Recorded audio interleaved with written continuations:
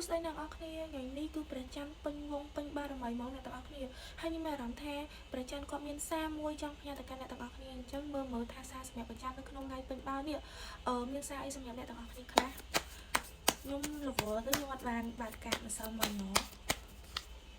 ô nè tầng óc đi eight of wands nè tầng óc đi eight of wands nó represent ដូចជាការ grow វាដូចថា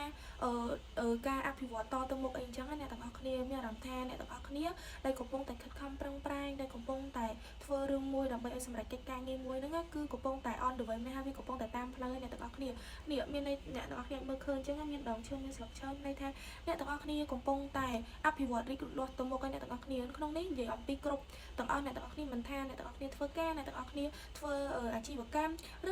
ឬក៏ក្តីស្រឡាញ់ក្តីស្នេហាជាមួយរវាងអ្នកទាំងអស់គ្នាហើយនឹងដៃគូស្នេហារបស់អ្នកទាំងអស់គ្នាហ្នឹងគឺថាល្អមកអ្នកទាំងអស់គ្នាហើយ end of wands ហ្នឹងrepresent ដូចវាថាដំណើរកំសាន្តដែរអញ្ចឹងអ្នកទាំងអស់គ្នាអញ្ចឹងសារពីព្រះច័ន្ទគាត់ចង់ឲ្យអ្នកទាំងអស់គ្នាហ្នឹងវាដូចថាធ្វើចិត្តឲ្យតិចសบายហើយនៅពេលដែលអ្នកទាំងអស់គ្នា stress អ្នកទាំងអស់គ្នាគួរតែរកវិធីដើម្បីឲ្យខ្លួនឯងហ្នឹងសบายចិត្តជាងមុនអញ្ចឹងណាដូចថាធ្វើដំណើរកំសាន្តទៅកន្លែងដែលមានព្រៃប្រឹក្សាមានភ្នំមានទឹកសមុទ្រមានអីឲ្យបានច្រើនអញ្ចឹងអ្នកទាំងអស់គ្នាល្អខ្លាំងសារអំពីព្រះច័ន្ទថ្ងៃហ្នឹងចុះសម្រាប់សារតទៀតអំពីព្រះច័ន្ទហ្នឹងមានសារអីគេទៀតអ្នកទាំងអស់គ្នាបាន 10 of short divorce អ្នកទាំងអស់គ្នាមានន័យថាអ្នកទាំងអស់គ្នាដែលកំពុងតែឈឺចុកចាប់មានវិបត្តិផ្លូវចិត្តឬក៏ពិបាកនៅក្នុងការដោះស្រាយសម្ពាធជាច្រើនអីអញ្ចឹងណាតិចទៀតនឹងវារសាយអស់ក្នុងរយៈពេលចូលឆ្នាំខ្មែរហើយនឹងរឿងល្អនឹងចូលមកជីវិតអ្នកទាំងអស់គ្នាច្រើនដោយសារតែបានវា reverse ហើយមានន័យថាយើងលេងមានគេបញ្ចាក់យើងធ្វើឲ្យយើងឈឺចាប់ទៀតហើយអ្នកទាំងអស់គ្នាអញ្ចឹងមានន័យថាបន្ទាប់ពីចូលឆ្នាំខ្មែរហើយអ្នកទាំងអស់គ្នានឹងជួបរឿងល្អទៀតហើយអ្នកទាំងអស់គ្នាហើយខ្ញុំជូនពរថាឲ្យអ្នកទាំងអស់គ្នាហ្នឹងជួបបានឃើញវីដេអូហ្នឹងឲ្យបានច្រើនទាំងអស់គ្នាអញ្ចឹងណាហើយបន្ទាប់មកតើសារអំពីប្រចាំហ្នឹងគាត់នឹងមានសារអីថែមទៀតអញ្ចឹងអ្នកទាំងអស់គ្នាpage of cup អ្នកទាំងអស់គ្នាអញ្ចឹងតាក់ទងជាមួយនឹងបំណងប្រាថ្នារបស់អ្នកទាំងអស់គ្នាគឺនឹងសម្រេចមកអ្នកទាំងអស់គ្នាគឺអ្នកទាំងអស់គ្នាមិនបាច់ចាំបាច់ហត់ប្រឹងប្រែងទៀតទេថាគិតស្មុគស្មាញទៀតទេគឺវានឹងល្អហើយអញ្ចឹងគឺដល់ពេលវេលាមួយដែលវានឹងហុចផលឲ្យអ្នកទាំងអស់គ្នាដែលអ្នកទាំងអស់គ្នាមិនចាំបាច់គិតស្មុគស្មាញថាអូយើងនឹងមានដំណោះស្រាយអីបន្តថែមទៀតអីអញ្ចឹងអ្នកទាំងអស់គ្នាមានន័យថាដល់ពេលមួយដែលជាពេលរបស់អ្នកទាំងអស់គ្នាធម្មតាយើងមានពេលល្អឬក៏ពេលអាក្រក់សម្រាប់យើងម្នាក់គឺមានពេលវេលារបស់ខ្លួនឯងនឹងគឺផ្សេងគ្នាអញ្ចឹងនេះ page of cup នេះអ្នកទាំងអស់គ្នាគឺល្អមែនទែនសម្រាប់អ្នកទាំងអស់គ្នាមកគោលបំណងក្តីប្រាថ្នារបស់អ្នកទាំងអស់គ្នាអីហ្នឹងគឺនឹងបាននៅក្នុងដៃមកអ្នកទាំងអស់គ្នាមើលបរំអ្នកនៅស្កដាសមុទ្រហើយរកបានត្រីនៅក្នុងសមុទ្រដោយមានតែកៅពេងមួយហើយគាត់រកបានណានឹងមានន័យថាមិនធម្មតាមកមានន័យថារបស់ដែលអ្នកទាំងអស់គ្នាចង់បានខ្លាំងបំផុតនៅក្នុងជីវិតគឺនឹងមកក្នុងដៃមកអ្នកទាំងអស់គ្នានិយាយទៅស្នេហាអីហ្នឹងយើងស្រឡាញ់តែគេម្នាក់ហើយយើងចង់បានម្នាក់ហ្នឹងអីហ្នឹងគឺនៅក្នុងដៃយើងមកអ្នកទាំងអស់គ្នាគឺល្អមែនទែនសម្រាប់ការហ្នឹងការផ្សារពីប្រចាំថ្ងៃពេញបាវនេះគឺពិតជាល្អមែនតើអ្នកទាំងអស់គ្នាខ្ញុំសប្បាយចិត្តណាអ្នកទាំងអស់គ្នា Seven of Cup Seven of Cup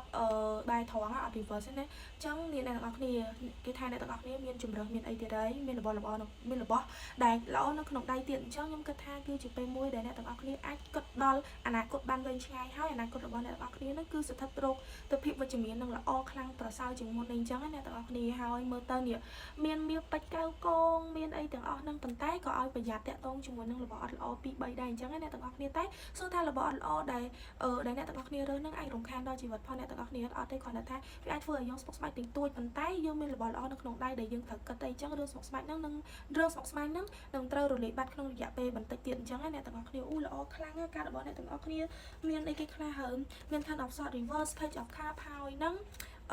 eight of wands អ្នកទាំងអស់គ្នាហើយ wand ហ្នឹងតាក់ទងជាមួយនឹងដូចទៅស្រុកគេអីដែរដំណើរកំសាន្តអញ្ចឹងអ្នកទាំងអស់គ្នាអាចធ្វើដំណើរកំសាន្តជាច្រើនមែនតើហ្មងអ្នកទាំងអស់គ្នាគឺថាអាចថាយើង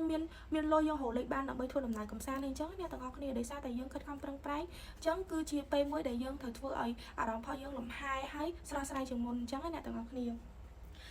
ចុះតាក់ទងជាមួយនឹងសារ Guardian Angel តើសារអ្នកខាងទេវតាអញ្ចឹងគេហៅ Angel ទេវតាមានសារអីសម្រាប់អ្នកទាំងអស់គ្នាដែរអូយ៉ា នេះ positive outcome អ្នកទាំងអស់គ្នា